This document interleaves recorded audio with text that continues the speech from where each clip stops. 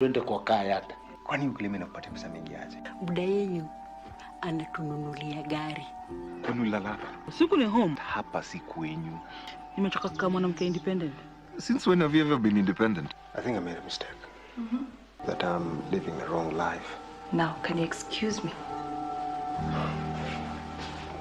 I'll protect you hata from your wife. Lakini ukimess, bro ukimess, lazima nikuambie, sawa? Unataka kuacha mali safi kama Kristini uende nani?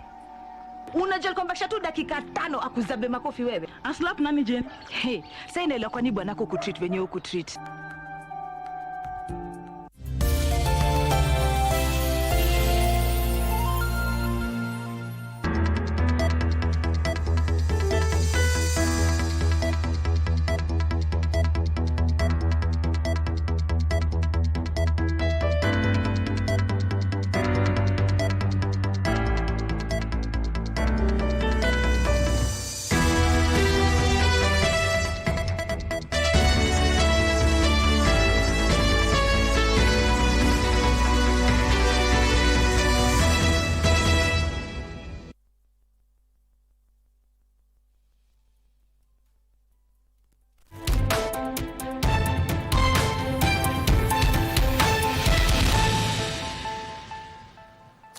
And a very good afternoon to you. It is exactly 1 minute to the top of the hour. Welcome to KBC's Lunchtime News. We're keeping an eye on the president's visit in the Nyanza region, as currently the head of state is in Homa Bay County. We'll be getting more from that particular end. And of course, we also do have for you an update on the teacher strike led by KUPPET as it enters day 4, with the government assuring that they will get their funds by the end of this week. My name is Abdiaziz Hashim, the sign language interpreter. At the bottom end of the screen is Byron Bully. Talk to us on our social media platforms at KBC Channel 1 and at Abdiaziz Hashim 1. Now let's update you what is happening in the education sector, especially from the tutors. Members of the Kenya Union of Post-Primary Education, KUPPET teachers, have maintained that they will continue with their strike despite government requests to return to work. With the strike entering its 4th day, secondary schools remain largely deserted despite a court order declaring the industrial action illegal. Joseph Ambinja, the Kisii Branch Secretary General of the Kenya Union of Post-Primary Education Teachers, says they are actively mobilizing members to ensure that no teacher reports for work until their grievances are addressed. Tumeona ya kwamba walimu wetu wote mahali wapo wameheed to the call. Wamesema ya kwamba hawataenda shuleni mpaka masilahi yote na those demands zenye tulikuwa tumepeana ya CPA, demands ya confirmation of the 46,000 teachers who are interns, demands zetu za medical cover, demands zetu za promotions, demands zetu zote zenye tulikuwa tumepea Teacher Service Commission 9 sikuwa address zote. In Garissa County, the striking teachers are demanding a special security risk allowance for working in areas prone to terrorist attacks, as well as enhanced medical coverage. KUPPET Garissa Branch Executive Secretary Melchizedek Inguza said at least 32 teachers have died in terrorist attack in northeastern region over the past 5 years. Insecurity huku inatusumbua zaidi, na tunataka serikali to consider giving us a security allowance. Meanwhile, in Kericho County, KUPPET teachers took to the streets of Kericho town for the second time since the strike started, calling for the resignation of Teacher Service Commission CEO Nancy Macharia. 46,000 days supposed to be confirmed. Like station workers for 2 years. They are earning only 17,000. Capitation for a JSS student is 15,000. And then the teacher is paying 17,000. Jacqueline Macharia for Lunchtime News. Still on education matters, students who are applying for loans from the Higher Education Loans Board HELB have been urged to give accurate information on their family background to enable the relevant authorities to gauge their needs. While flagging off students he has sponsored, Japhet Amolo, who is a philanthropist, said he was saddened to see students from humble backgrounds being placed in categories that require to pay hefty college and university fees just because they felt shy to give the situation as it in regards to their family.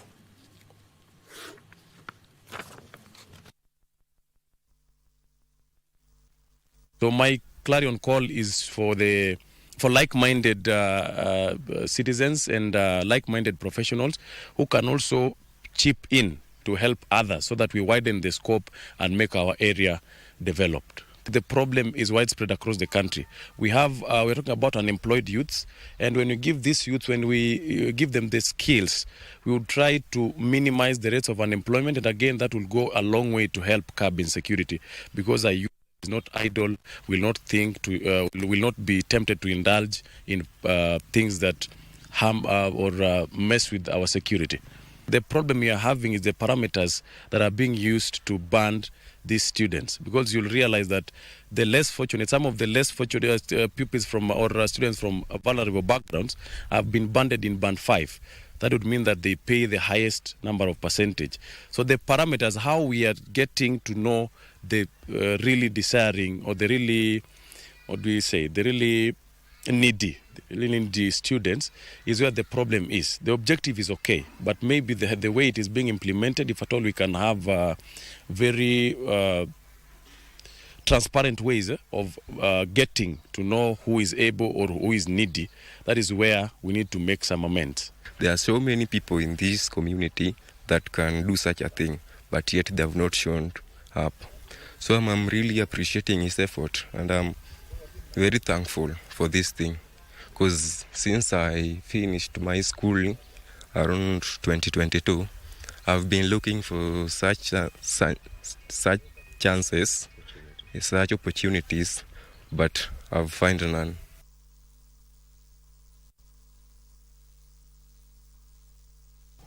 Now, as promised this afternoon, the president in his day 2 of Nyanza region is currently in Homa Bay town. We want to get more from our very own, that is Wycliffe, who has been following the president's tail. Good afternoon, if you can hear me, Wycliffe. I do understand that you're in Suba town. What have you been able to gather from the president's visit in various areas within the Nyanza region so far?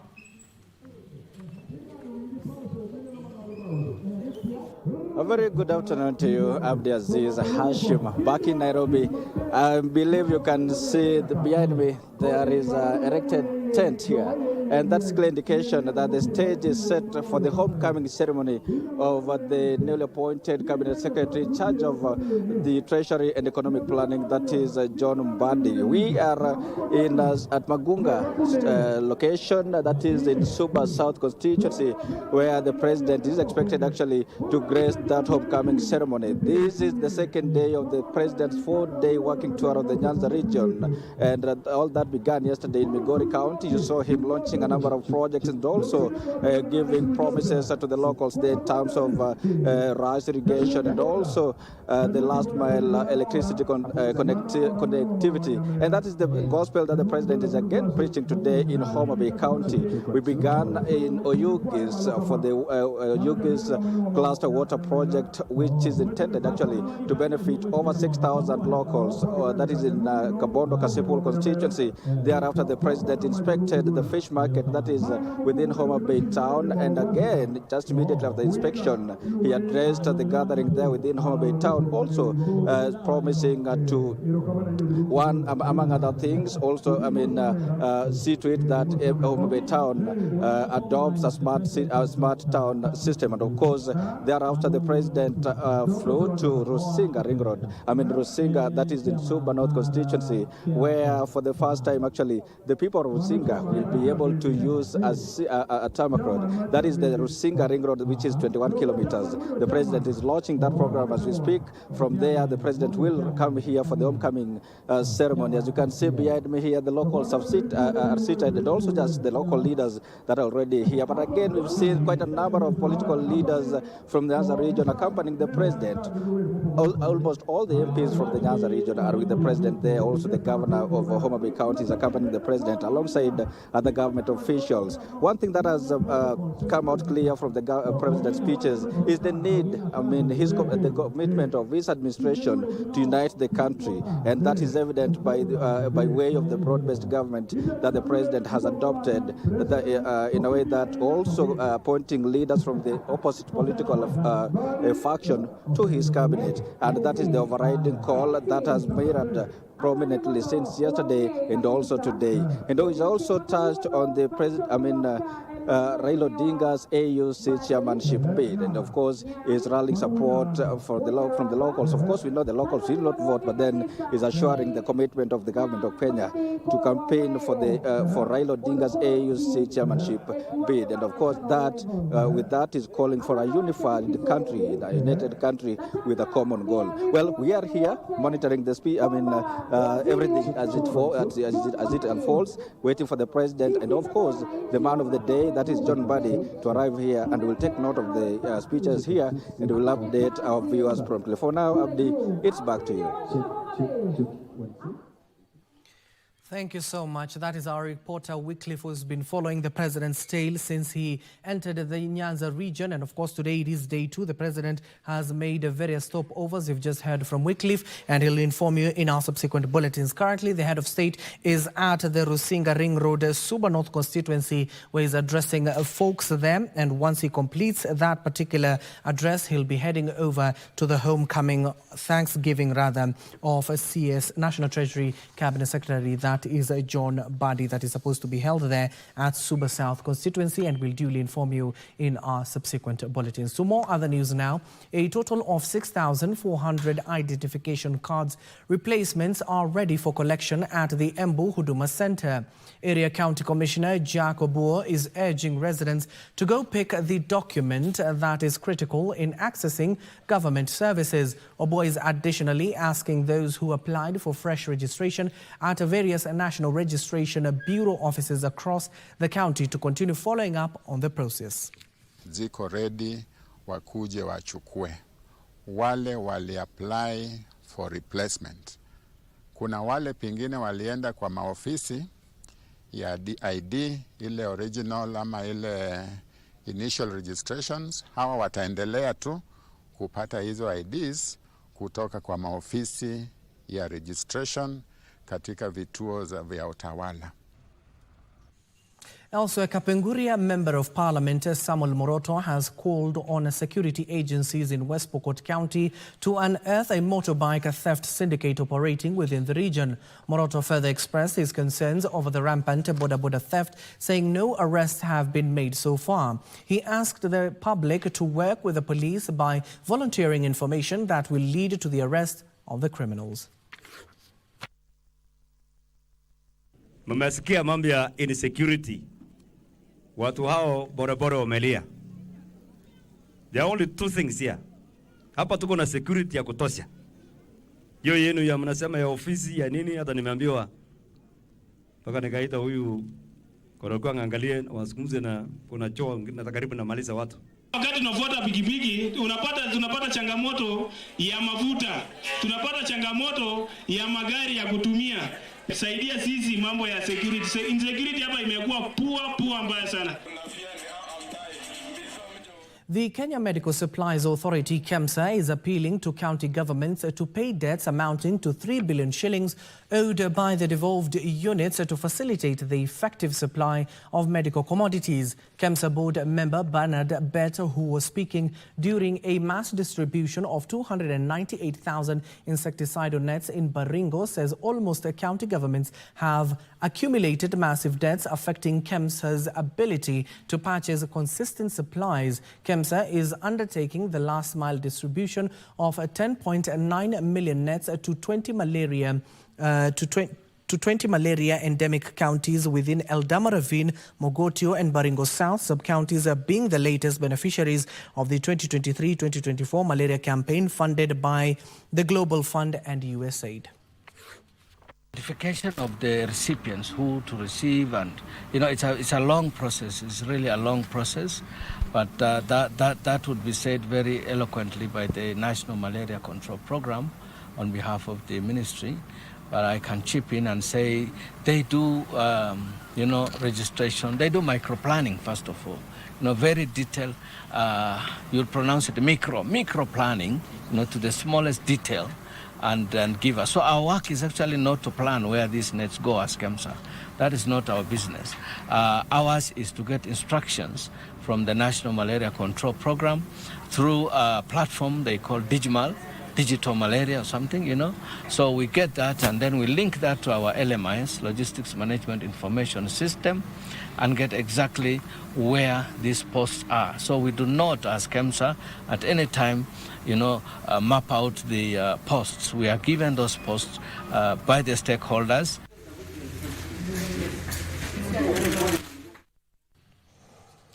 And in other news, to a function that is currently ongoing, over 250 PCA Women's Guild Muguga Parish members meeting at the Lielani Gardens in Kikuyu. And you can currently see that the registrar of political parties, Anderitu, is speaking. Let's listen in. We want to have is your voice also. Sauti yako kwa uongozi wa wamama. Na sauti yako ya kwanza ni vile Sara alisema, lazima uchague mama. Ikifika wakati wa uchaguzi na uone mama amesimama, wacha kumpiga. Usikue wewe ndiye unampiga. Hata kama unasikia haumchagui, because pia tunataka kiongozi mama na pia kiongozi bora. Na pia tupate baba. Na hakuna shida hata kama ukisema mimi sita chagua huyu mama, lakini wacha kuparticipate, kupiga mama ambaye amesimama.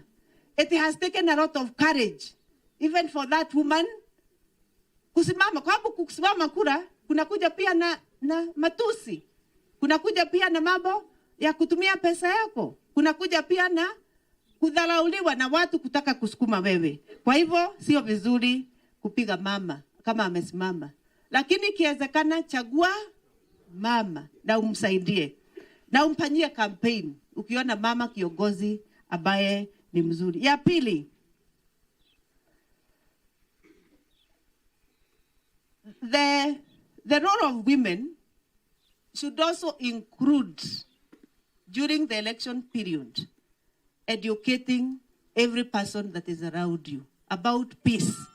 Peaceful elections. Kwa sababu uchaguzi na mambo ya uchaguzi ambao haina amani haiwezi kutusaidia. Wacha nikusomee statistics kidogo hapa ili olewe nikikuja kumalizia, kwa sababu sitaki kuchukua muda. Najua muda umeenda kidogo. Ili muone shida yetu ilianza mapema. 1963 to 1969. Hiyo ilikuwa bunge ya kwanza. Ilikuwa na constituency 158. Ilikuwa na one woman, mwanamke mmoja, ambaye alikuwa nani? Ambaye alikuwa alichaguliwa, just one. Mmoja tu, imagine miaka hiyo yote. The first woman was who? No, 1963 and 69 was zero, actually, sorry. It's 69 to 74 that was one. And it's nominated, actually, it was not elected.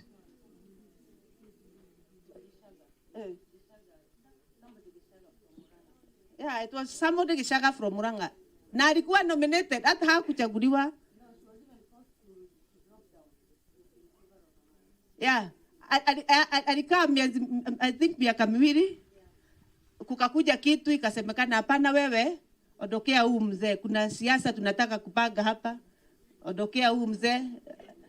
Na akaondoka. Jamaima Gisaga. Yeah.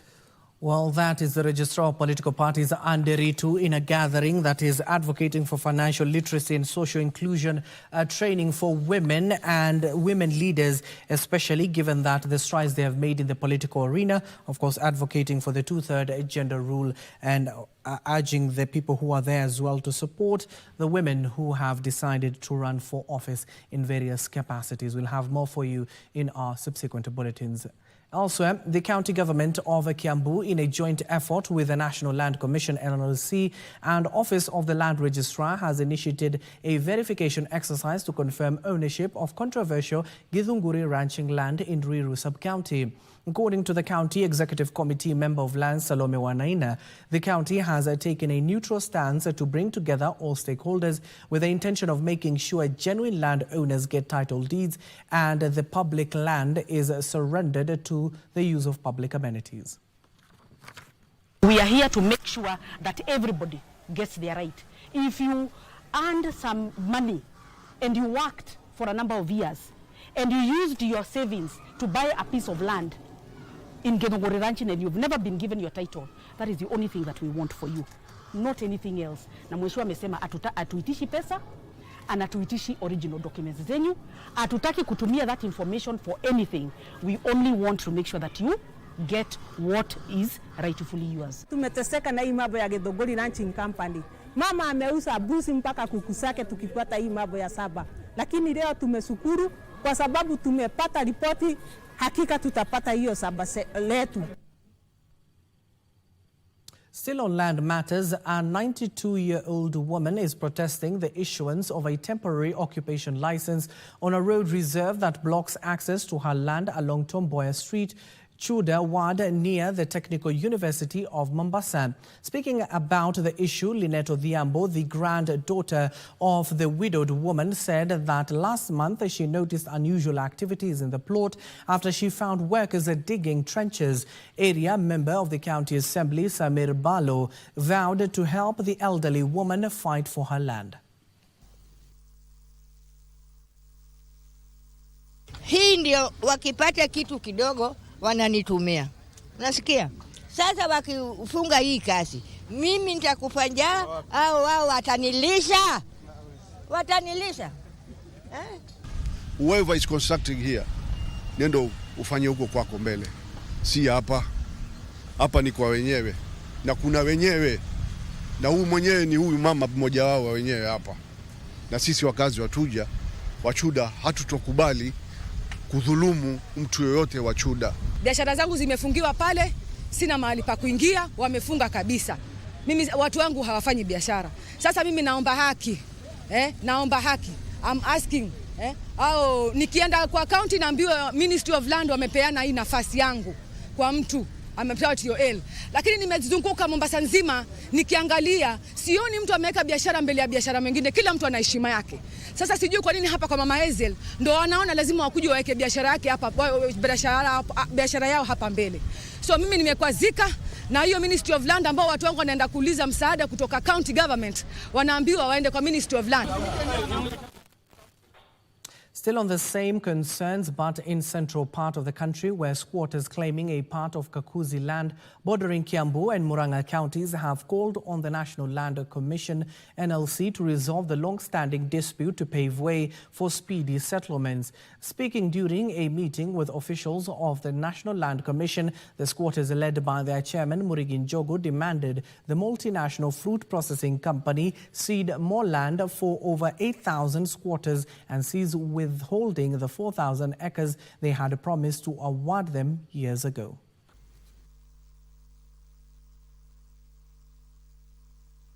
The resident of Kakuzi location wako wanajulikana na wako na rekodi yao kutoka kwa ofisi ya Deputy County Commissioner, na already National Land Commission wako na list. Tungependelea kwamba kama resident iharakisha hiyo ruling, na pia Kakuzi wakubali ile masamba waliachilia, wakubali kuipeana kwa njia ya utaratibu bila fujo. Tukakuwa kama watu wakimbizi, sisi hakuna bahali ya kukaa. Tukaenda Kinyangi tukatupwa huko. Wakati ya kutupwa huko mvua inanyesha, watoto wanakonjeka na sisi tunakonjeka. Sasa tunakuwa na shida nyingi. Ile kitu tunaweza omba kwa serikali ni isukume zaidi hiyo mambo iishe haraka iwezekanavyo, kwa sababu tunateseka kama watu wasio wa Kenya.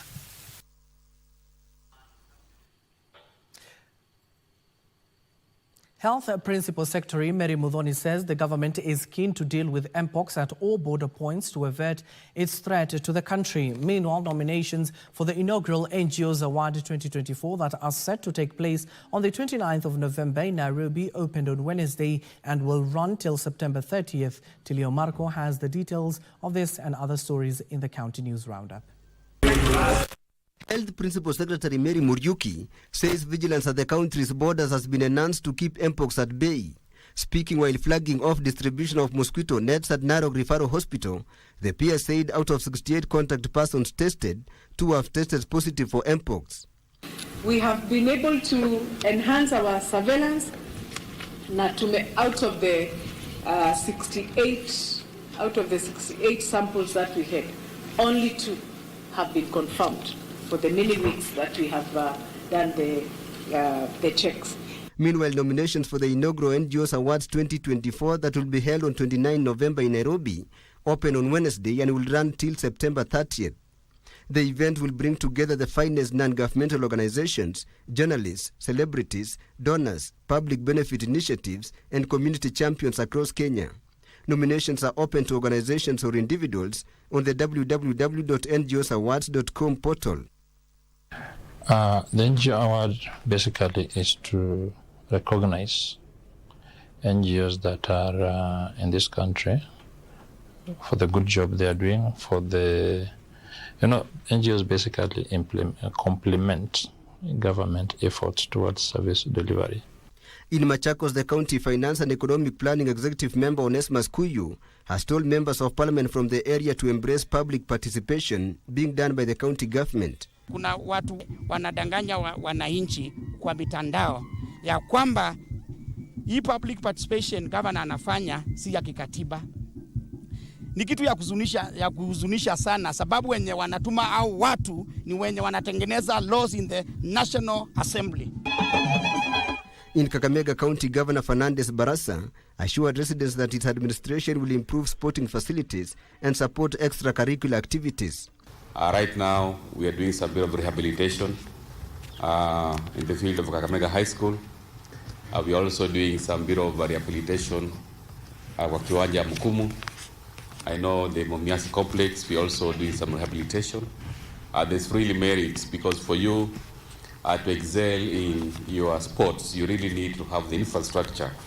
Finally, leaders of the Ogier community have urged the government to respect a continental court judgment that ordered that their members who are evicted from the ancestral land be settled and compensated. Tunasema implementation kwa sababu imekaa karibu miaka 30 wakati ambao tulishinda katika High Court ya Nakuru, ya Nairobi na tukaenda Afrika. Hii implementation imekataa kutekelezwa. Still within the devolved units, residents of Kathita Slum in Embu County have benefited from a medical outreach program organized by a community-based organization that aims to address issues affecting teenage mothers and children from vulnerable backgrounds. According to health practitioners, many children have been diagnosed with upper tract infections associated with eating sugary items and diarrhea attributed to poor hygiene. They also noted that many residents in informal settlements suffer mental health illness due to stigma and lack of knowledge on where to seek health services.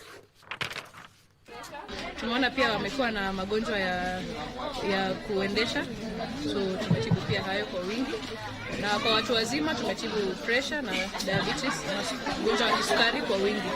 So kwa watoto njia ambayo tunaweza tumia ya kukinga magonjwa haya, especially hiyo ya kupitisha choo ambayo ni laini sana, tunawashauri wanawe mikono kabla ya kukula chakula, waoshe matunda na wakienda chooni wa make sure wamenawa mikono wakitoka. Kwa watu wazima tunawashauri kwa mambo ya kukinga kisukari na hiyo ugonjwa ya pressure.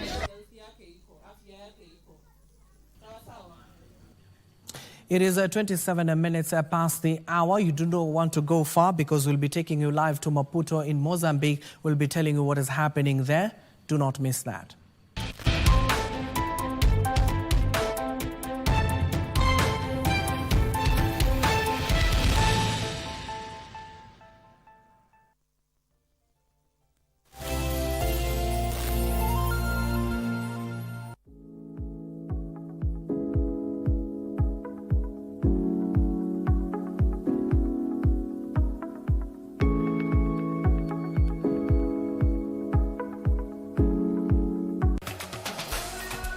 Welcome to What's in Your Kitchen, a show that celebrates African and Kenyan dishes. Well, be careful. Yes, because I've seen some fire jump there. Rusha. Where? Recipes cooked by African guest cooks, pro chefs, and foodies alike. These ones are going in the potatoes.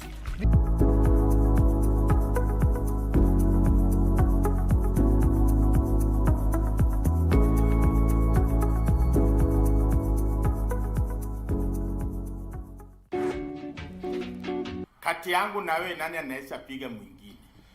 Isipokuwa mimi naseeka, mimi nilikuwa mchezaji ya wrestling. Ulikuwa mtu ya wrestling? Yes. Yaona. Mark that. Tuendelee. Mimi sasa nikienda kwa Dobi, ani kombolesha nguo nivae, nitakuwa nimehandle stolen property. Unakomboa kwa Dobi. Wewe unaelewa sheria kabisa. Makoa, hiyo unasikia kwa hapo ni kuajiriwa na ajiriwa. Na kuna suti za kukomboleza hapo. Wewe toka wende. Kwa maanisha amepatikana na nguo ya wishi. Nani alikuwa anatakana kushtakiwa? Ni mimi ama ni huyo? Mzee, tuelewane hapa. Sasa huyo mtu kwa bahati mbaya si alifunjwa paka poni, mheshimiwa. Alivunjwa? Paka poni mheshimiwa, paka poni ya huku. Do you know I know the one of the laundry? Shut up. You are talking with me. Sasa umeanza nini? Sasa anaanza kunitusi na wewe umeanza kuambia watu shut up kwa nini? Sasa niaulize swali ya maana. Don't try to confuse me. You are confusing me. So hii suit imeandikwa nini?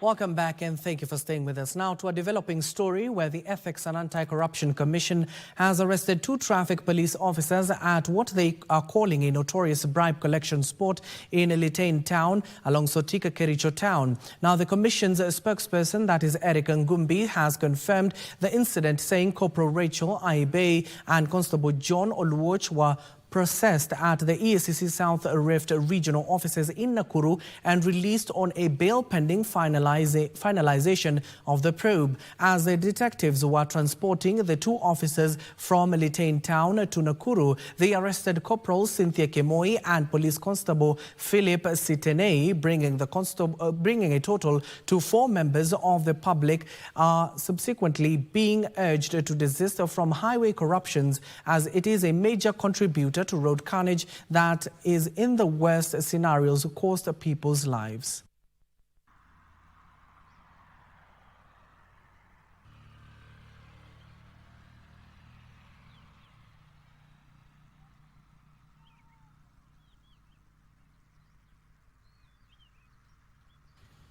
And of course, we'll brief you later on in our subsequent bulletins on that particular story. Now, persons with disabilities in Kilifi County are set to benefit from the Jumuisha project, an initiative spearheaded by Christian Blend Mission in partnership with the National Council for People with Disabilities, with an aim of enhancing livelihood. During the project launch, Christian Blend Mission Director General David Munyendo said the project, which is funded by USAID, will benefit PWDs from Kilifi, Nakuru, Kakamega and Isiolo counties. The objective is to improve the well-being of PWDs and to foster respect and inclusion within the society. NCPW Director, that is Kilifi County, Matthias Suma, welcomed the intervention, noting that it will complement the efforts already in place to improve the lives of PWDs.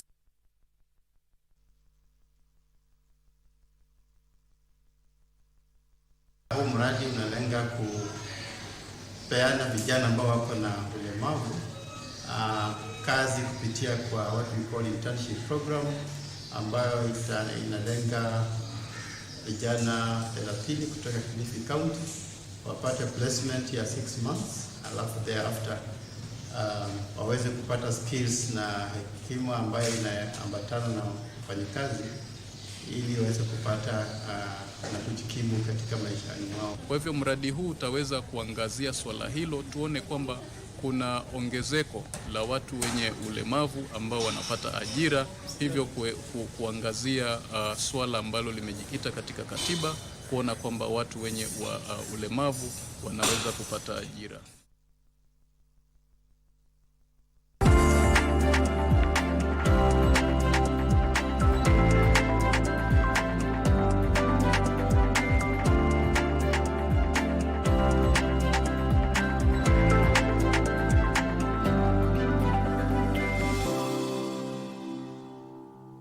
And now let's get down to business. Plans are underway to moderate park fees in renewed efforts to boost domestic tourism activities. Tourism and Wildlife Cabinet Secretary Rebecca Miano says double tourist arrivals by the year 2027 and nearly triple revenue from tourism activities to 824 billion shillings.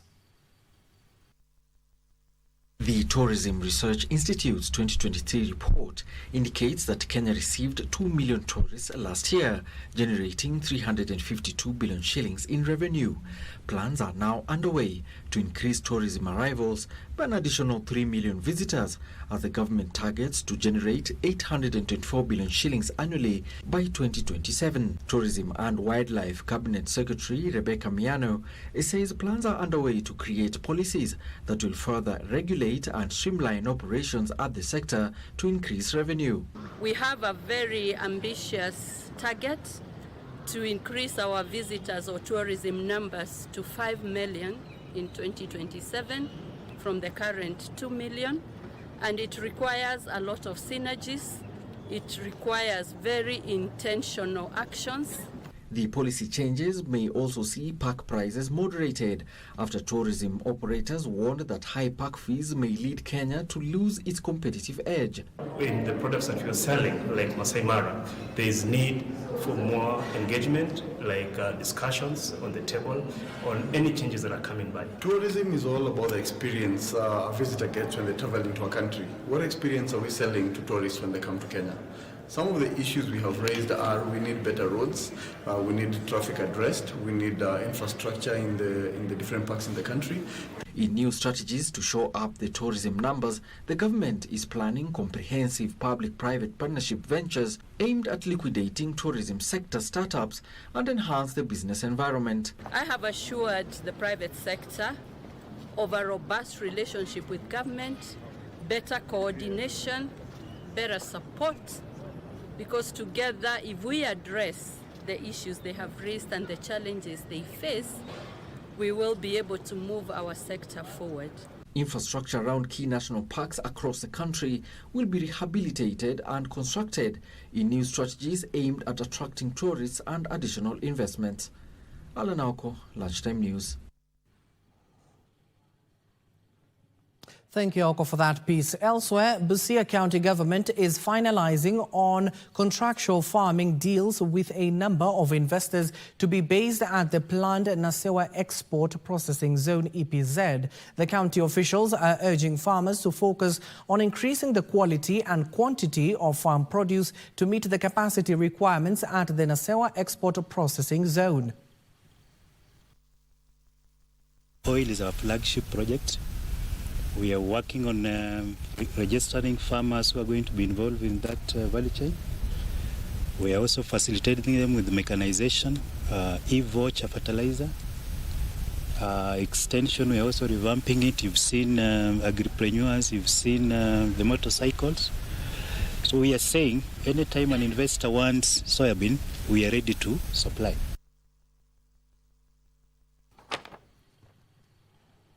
A section of women in the semi-arid region of Isiolo County are substituting pastoralism for horticulture farming. The women are using drip irrigation to cultivate vegetables to generate revenue. The community's horticulture project, the first of its kind in the region, has seen a vegetable market established promoting nutrition and trade in the area. Saizi wamama tunajifunia ile pesa ambayo tulipata kwa kikundi. Pesa yako unaenda unafanyia ile kazi unataka, unajiendelesha kibiashara.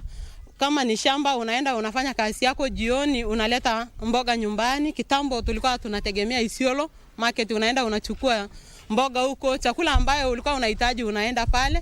Lakini kwa saa hii chakula yote tunapata kwa mashamba, tuko na chakula ya kutosha. Sisi hatukuwa tumefunzwa, hata ndovu ikikula, hata ng'ombe ikikula, sisi hakuna vile tulikuwa tunafanya. Lakini saa hii unakaa tu uangalie mmea yetu vile tumepanda.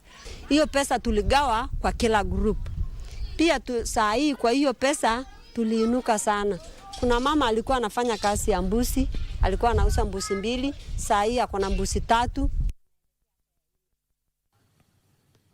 Now, further afield, the Chinese lenders approved loans worth $4.61 billion to Africa last year, marking the first annual increase since 2016. Africa secured more than $10 billion in loans annually from China between 2012 and 2018. Frederick Moki has the details of this and other stories making headlines globally. A study by Boston University's Global Development Policy Center has found that Chinese lenders committed $4.61 billion to Africa in 2023. Last year's figure, a more than threefold increase from 2022, shows China is keen to curb risks associated with highly indebted economies. Last year's biggest items included nearly 1 billion shillings loan from China Development Bank to Nigeria for the Kaduna to Kano Railway and similar size liquidity facility by the lender to Egypt's central bank. Meanwhile, new car sales in the European Union rose 0.2% in July, slowed by declines in France and Germany, while battery electric vehicles continue to lose market share. This is according to data from Europe's auto industry body. European Automobile Manufacturers Association reports that improvements in the Belgian, Dutch and French electric vehicle markets failed to offset a drop of almost 37% in Germany's battery electric sales. Elsewhere, crude oil prices edged up on Thursday after 2 sessions of losses. The supply concerns over Libya returned to focus, although countered by a smaller than expected draw in U.S. crude inventories that sapped demand expectations. Brent crude futures climbed 9 cents to $78.74 a barrel, while U.S. West Texas Intermediate crude futures were up 15 cents at $74.67. Both contracts lost more than 1% on Wednesday after data showed U.S. crude inventories dropped 846,000 barrels to 425.2 million last week. Frederick Moki for Lunchtime News.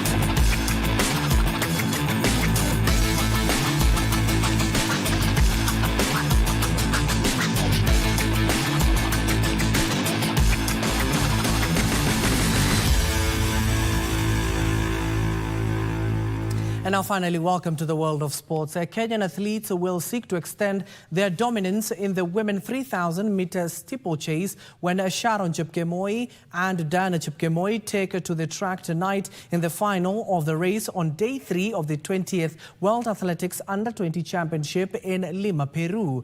Dennis Koech and Clinton Kimutai will also compete in the 3,000 meters final, facing stiff competition from Ethiopia and Uganda. Africa 800 meters champion Sarah Mura, Kelvin Kimutai and Fennel Koech will return to the field today in their respective semi-finals, while Mercy Chepkemoi will lead Marion Chepngetich in the 3,000 meters heats.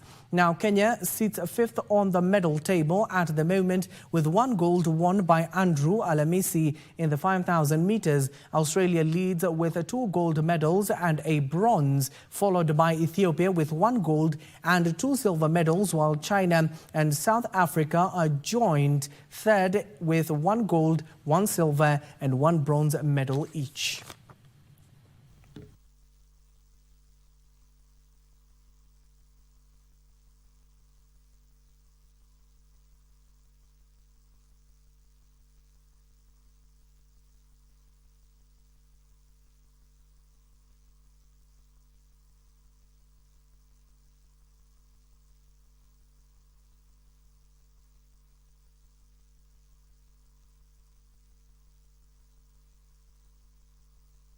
And now to the tennis court, where Novak Djokovic is through to the third round of the US Open after a grueling match came to a premature end when Laszlo was forced to retire with injury. Djokovic will face 28th seed Alexei of Australia in round 3. Defending champion Novak Djokovic cruised to the third round after beating Laszlo Djere 6-4, 6-4, 2-love in a match that came to a premature end after injured Djere was unable to continue. There you go. Finally, Djokovic able to put that game away. Although the match went little more than 2 sets, the pair were on court for more than 2 hours in extreme heat and humidity in New York. Game, second set. Djokovic. Wow, Djere played a terrific point until the end. The two scrapped for an hour in a ferociously contested first set before Djokovic found an extra gear to take it with a break to love. It's over. Yes, it is. Crowd doesn't realize it. Ladies and gentlemen, unfortunately, yes, it is. Laszlo Djere can no longer play. Game 7 match. So Djokovic close. Pushing Djokovic so close to splitting the first 2 sets, and within 15 minutes, maybe 20 minutes, it's over. Taylor Fritz produced a dominant performance where the 12th seed downed 2019 semi-finalist Matteo Berrettini 6-3, 7-6, 6-1 to reach the third round of the US Open. Yeah, I got that one right. Following his second round victory, Fritz became the 4th man to record 40 match wins this season, behind Alexander Zverev with 54 wins, Yannick Sinner with 49 wins, and Casper Ruud with 46 wins.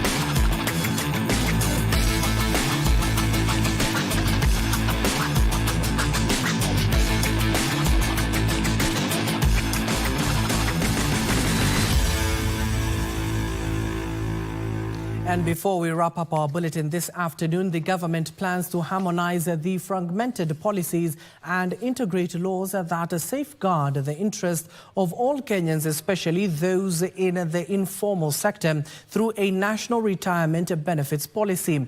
Speaking during the launch of the authority's 5-year strategic plan, National Treasury Principal Secretary, that is Dr. Chris Kiptoo, said this is part of plans by the government to widen the coverage of pension services to those in the informal sector. The pensions industry has shown resilience and growth since the year 2000, with assets expanding from 40 billion shillings to a staggering 1.9 trillion shillings in 2024. This growth is coupled with an increase in pension coverage, which now stands at 26% of the labor force, up from 10% 2 decades ago. The number of pension schemes has surged to 1,027. For all intended purposes, that is 50 times the number in terms of pension assets. And don't forget, saving for retirement in Kenya today is a voluntary initiative of an employer. It's not a compulsory requirement, save for the compulsion which is provided for under the NSSF Act. Forward, what we've envisaged into the strategic plan is not allowing members of schemes to withdraw their benefits. Partly of inadequacy has been caused by members of retirement benefit schemes. When they change jobs, they have been withdrawing the money. So at the end, the last place they work is where they get the small benefits. Despite the growth, there are still challenges such as low coverage, benefits inadequacy, and complexity in payout fees. It was in the finance bill that was not passed, but we see there was no resistance in these proposals. So we hope to be able to reintroduce some of these proposals for the benefit of members of retirement benefit schemes. The National Treasury, in collaboration with the Retirement Benefits Authority, has launched the National Retirement Benefits Policy alongside the RBA's 2024-2029 strategic plan, which among others proposes avenues to tackle issues such as delayed pension payments, which are a distress to many retirees. We have our own pension savings, but that does not apply to all Kenyans. Not all Kenyan employers have pension schemes. As you heard me say, we have 1,027 schemes in Kenya. How many employers do we have in Kenya? More than 150,000. So you can see the number is too low, and that's why in the discussions that we have today and the proposals that we have today, we have touched on the question of growing the pension assets by doing two things. One, ensuring that we broaden the scope and the basket of the people saving for retirement, and that's what we are calling coverage. Number two, incentivize the products so that more people can participate and contribute more, and it's doable.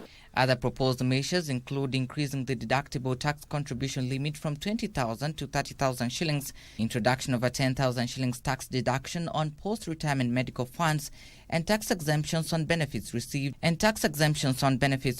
at retirement to encourage savings. After 23 years of regulating the pension industry, the Retirement Benefits Authority hopes that the interventions outlined in the National Retirement Benefits Policy will help address the challenges faced over the years and enhance the standard of retirement through timely payouts to ensure all retirees get a dignified retirement. Trevor Ngendo for Lunchtime News, Nairobi. Trevor, thank you for that report. Now on to take you to Maputo, Mozambique. Earlier on, we had an engagement with our very own Caroline Jenga, who is attending a conference there where the African governments are being advised to create tax policies that serve the needs of its citizens and focus on reducing reliance on external debts and broadening the tax base. Here is what Njenga had informed us earlier. Thank you for joining us live. We're still in Maputo, Mozambique, the second day of the fourth edition of the African Debt, that is the African Conference on Debt and Development that has been organized by Afrodad.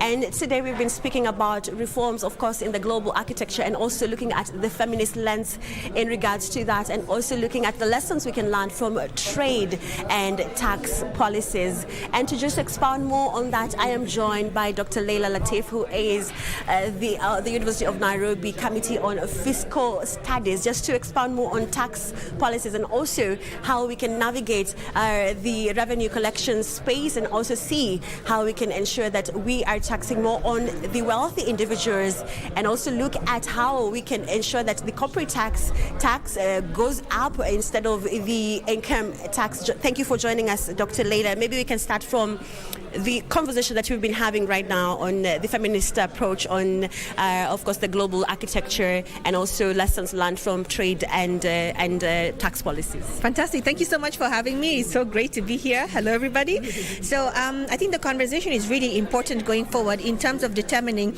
what role does trade and tax play in the formation of the global tax infrastructure or the global financial architecture. There's a lot that's going on at the international level that has a direct impact on the economic well-being and improvement of living standards of women. And tax and trade plays a huge role in that, right? So what basically means, and I'll give it to you in the form of an example, right? We have statistics from the World Customs Organization that simply says that 74% of trade that takes place cross-border in Central and Eastern and Southern Africa is led by women. Right? So, and on top of that, we only have like about 23% of deployment of custom officers who are women. So we're already seeing that more women are doing cross-border activities, but very little women or a very small bucket of women are right there that are, manning the customs borders for the facilitation of these women so they're not exploited. Now, one thing is that we need to look at the World Trade Organization. They have this agreement on agriculture whereby they say that every African country or every developing country has to liberalize its market so that there's open market and there's free flow of trade. On the face of it, that seems very good for women because if you have open markets, you don't really need a visa to go into another country to buy goods from there and then ship them back to your country, right? But it's a bigger problem because when you're looking at the agricultural sector, right, 43% of the agricultural sector, the labor force are women, and many of them are in the informal sector or they're part of small-scale entrepreneurship. entrepreneurs. When you open up the entire trade market as liberal, as open markets, you're bringing in highly subsidized products from developed nations into Kenya and other African countries. So these women in the local sectors, right, they're not able to compete competitively with these cheap imports. So what happens is that they're driven out of the market. So in as much as we have at the global level, the International Financial Institution in the form of the WTO, talking about open markets, it's not working to the advantage of local African women because they're being hounded out by these big corporates, right? What does that do to the tax scheme? So these women cannot earn a revenue.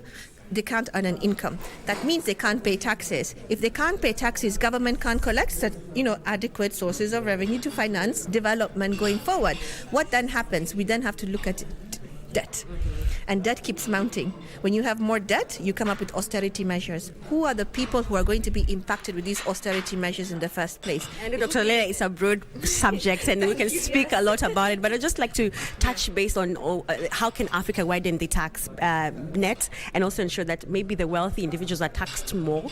And also there's something you mentioned as you're giving your submission, you talked about how African governments are generating more from income tax rather than from corporate tax. Yeah. Super. That's a fantastic question. The Africa Outlook report has always shown us data for Africa from the 2000s up till now.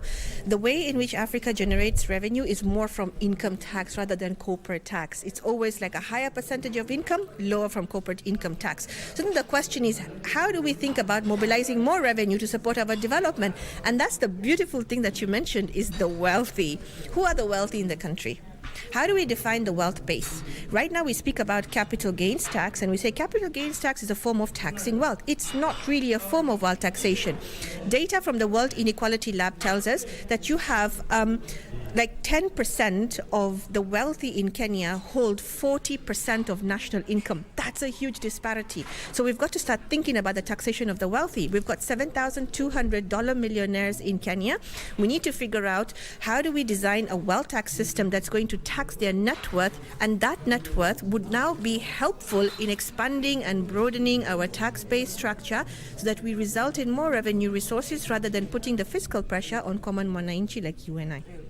I know it's a broad subject and I will speak more about this, but just to let Dr. Leila go, I would like to speak on maybe the size of why we're taxing more, or rather why we're collecting more revenue on income tax and less on corporate tax. Kenya, of course, has a large working population. Of course, the income tax, which is commonly known as the payee, is deducted directly from employees. And also, we'll look at why the corporate tax evasion. And, of course, some of the registered corporations underreport profits or engage in tax avoidance strategies leading to lower corporate tax revenues. I know this is a broad subject and this is something I will explore during the 9 p.m. bulletin. But as for now, I'll take you back in studio. Thank you so much. That is Caroline Jenga all the way from Maputo, Mozambique, as they continues with engaging with the various stakeholders who have convened there, and she'll duly inform us in our subsequent bulletins. Unfortunately, that marks the end of our bulletin at this hour. Do join us in our subsequent bulletins. You can always find more on our webpage at www.kbc.co.ke. My name is Abdiaziz Hashim. The sign language interpreter is Byron Abuli. Good afternoon for now.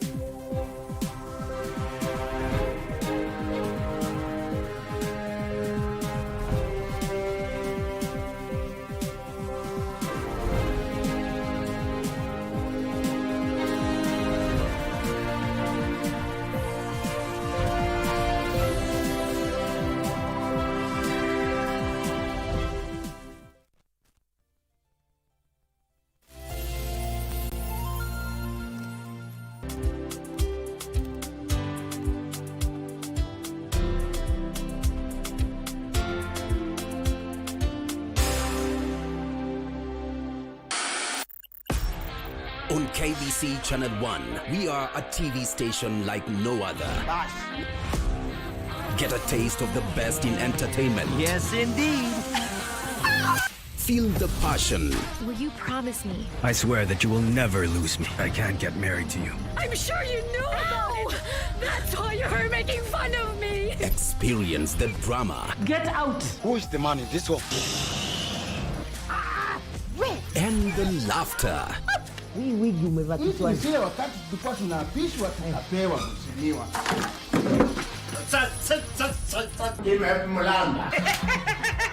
Move to the beat.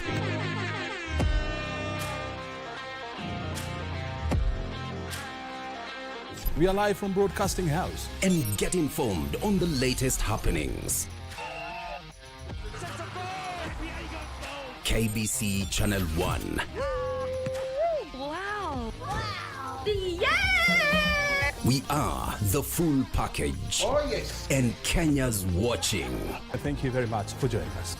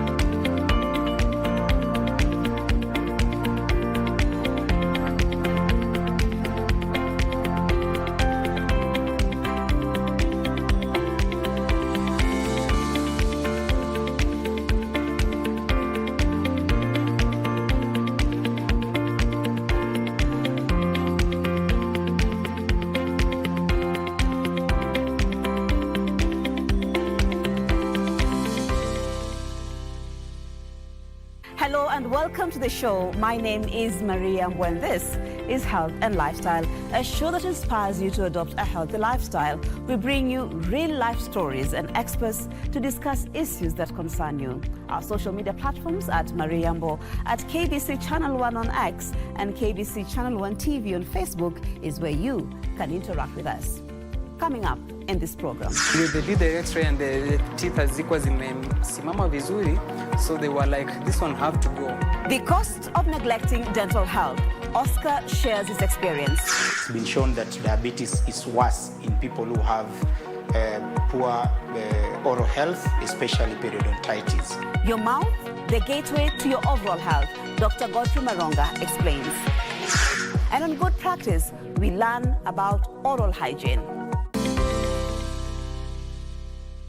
First things first, despite being largely preventable, oral diseases are among the most prevalent non-communicable diseases globally, with negative health and social and economic impacts on people over the course of their lives. Now, Oscar had always been a bit lax about his dental hygiene, brushing too quickly and skipping flossing. Here is his story. Oscar's busy lifestyle once left little time for self-care. Today, he's here for a dental checkup, but it's the painful memory of a root canal that brings him back regularly. Yeah, for sure. I have one root canal, a premolar and upper premolar on the right. I got this because of lack of flossing. Like I didn't get the message early enough. So, huko nyumbani, you don't have to floss and do what. I come from Ushago where we don't know what flossing is. I got the message late and I had a cavity. The doctor said that it was starting in between the teeth. So sikuwa na floss, ilikuwa inaanzia katikati. And I've also had the removal of the molars. Oscar's journey with dental health began much like many others. Years of neglect began to manifest in subtle ways. Occasional sensitivity, a dull ache here and there. Oscar ignored this sign. It wasn't until a severe toothache struck that Oscar realized something was seriously wrong. Like there is no day utasema ati cavity ilianza na sasa ati imesimama. Cavity huwa inaendelea tu ikikuwa mbaya. So huwa inaanza ikiwa ndogo kama yangu mimi I neglected it. Ilianza ikiwa cavity ndogo, ikakuja ikakuwa kubwa, nimeiacha tu. So it reached a point imekuwa like the doctor said the nerve is compromised and there is nothing a doctor can do to save the nerve. So yeah, sure. Determined to avoid future issues, Oscar committed to a stringent dental care routine. He started flossing daily brushing thoroughly and attending regular dental checkups. But I like flossing because ukienda kufloss, utaona the bad breath ikitoka. It means kunakuwa na uchafu yenye imebaki katikati ya meno. So I don't want to go back to root canals and what. I don't want to go to that. So I keep on flossing. Want to make sure. Hata ingine hii inaweza brush, but flossing to me it's key and it's always on point. Toa hivyo. So just do your annual checkups. Visit the dentist. Have your